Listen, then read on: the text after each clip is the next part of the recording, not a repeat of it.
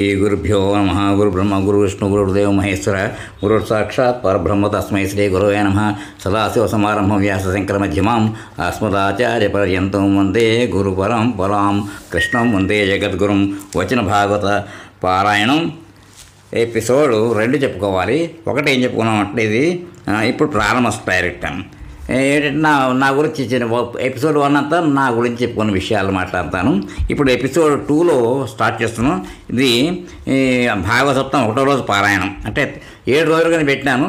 అంటే చాలా ఉంటాయి కాబట్టి ఎపిసోడ్స్ వచ్చినా కానీ కూడా మీరు తర్వాత ఒకసారి చదువుకున్నా పర్వాలేదు, లేకపోయినా మెల్లమెల్లగా చదువుకున్నా పర్లేదు. నేను ఎపిసోడ్స్ ఒక్కోసారి కొంచెం తక్కువగానే చేస్తూ రికార్డ్ చేస్తూ పెడదామని చెప్పేసి నా అభిప్రాయం.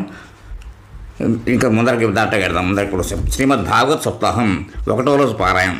ఓం నమో భగవతే వాసుదేవాయ.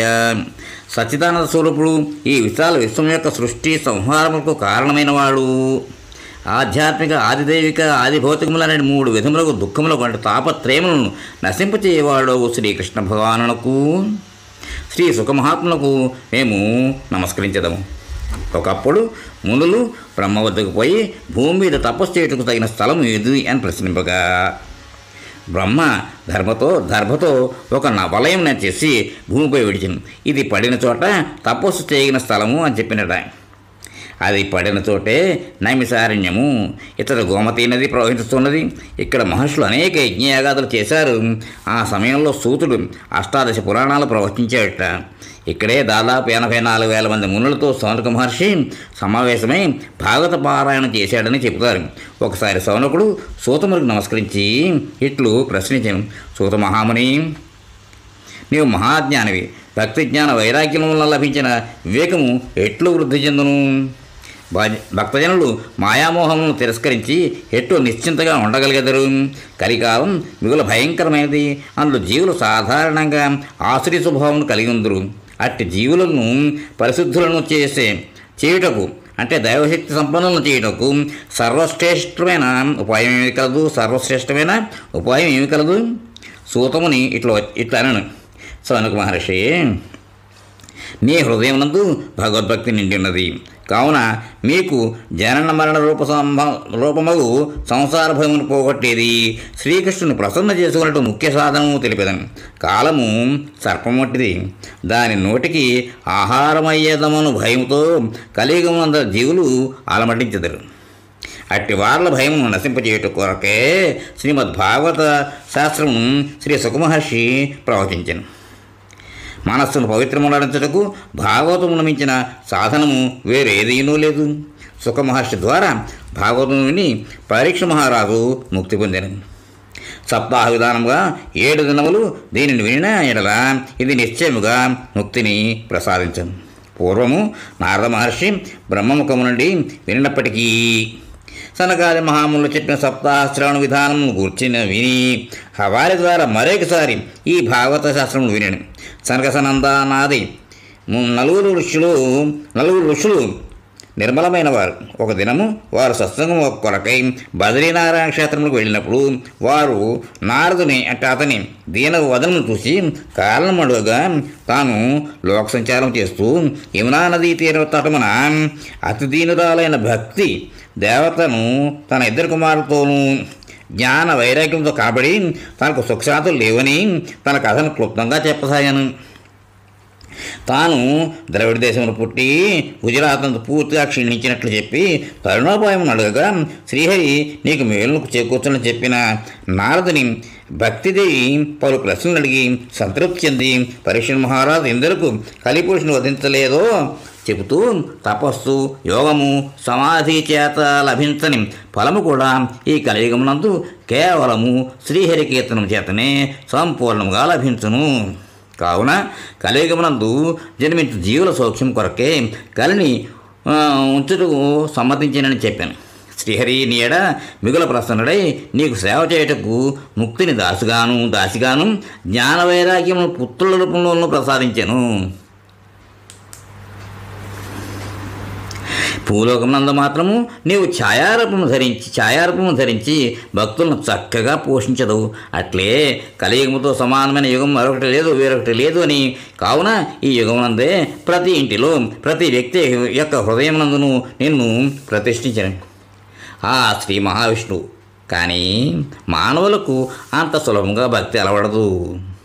ఎన్నో వేల జన్మల నుండి సంపాదించిన పుణ్యఫలం యొక్క ప్రభావం వల్లనే భక్తి మార్గమునందు అనురక్తి ప్రీతి కుదురుకును. ఒక్క భక్తి మాత్రమే ముక్తిని ప్రసాదించను.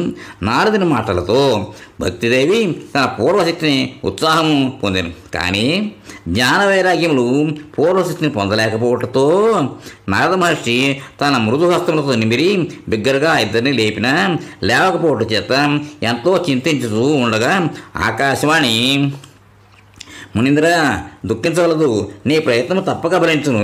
ఇంతవరకు నీవు ఒక సత్కార్యమును ఆచరించును. ఆ విషయమును నీకు సాధు శిరోమణులకు మహానుభావులు వివరించి చెప్పెదరు. అట్టి సత్కార్యమును నీవు నిర్వహింపము. తత్క్షణమే వీరిద్దరూ నిద్రేను వృద్ధాప్యము తొలగిపోవును. వెంటనే సర్వత్రా భక్తి ప్రసారము వ్యాపించిన పలికెను.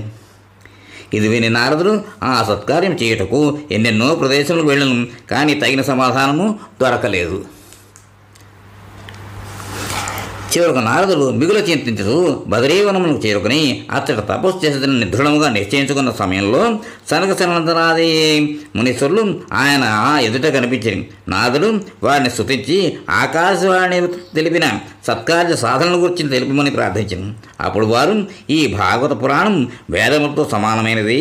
శ్రీ వ్యాసదేవులు భక్తి జ్ఞాన వైరాగ్యం చక్కగా ప్రతిష్ఠింప చేయుటకే దీనిని ప్రకటించింది. అందుచేత భక్తి జ్ఞాన వైరాగ్యము దుఃఖమును బాధలను నశింపజేయటకుగాను మీరు వారికి శ్రీమద్ భాగవతం వినిపింప చేయవలయను. నారద మహర్షి ఇది విని వారి మహానుభావులారా, మీ దర్శనము జీవుల సంపూర్ణ పాపము తక్షణమే నశింపజేయును. అనేక జన్మల నుండి సంపాదించుకున్న పుణ్యములు పంట పండినప్పుడే మనుషులకు సత్పురుష సాంగత్యం లభించును.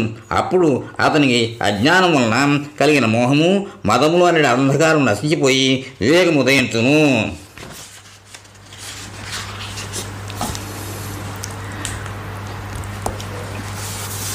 భక్తి కలిగిన కష్టములు దూరం ఒకట. నారదుడు ఇట్లా చెప్పాను, నేను శ్రీ సుఖయోగేంద్రులు ప్రవహించినట్టు ఉజ్వలమైన భాగవత శాస్త్రం యొక్క కథనము ద్వారా జ్ఞానయజ్ఞము నేను ఎక్కడ చేయవలేను? అందుకు తగిన స్థలమును తమరు నాకు నిర్దేశింపుడు. అప్పుడు సనకసనందనాదులు ఇట్లు వచించింది. నారద మహర్షి వినుము. హరిద్వారం దగ్గర ఆనందవనము అను ప్రాంతమున యజ్ఞమును ప్రారంభింపుడు. అతడి స్థల మహాత్మ్యము చేత ముసలితనము చేత బక్క చెక్కిబడి ఉన్న జ్ఞాన వైరాగ్యములను తన వెంట నిడుకుని భక్తిదేవి కూడా అతడికి చేరుకును.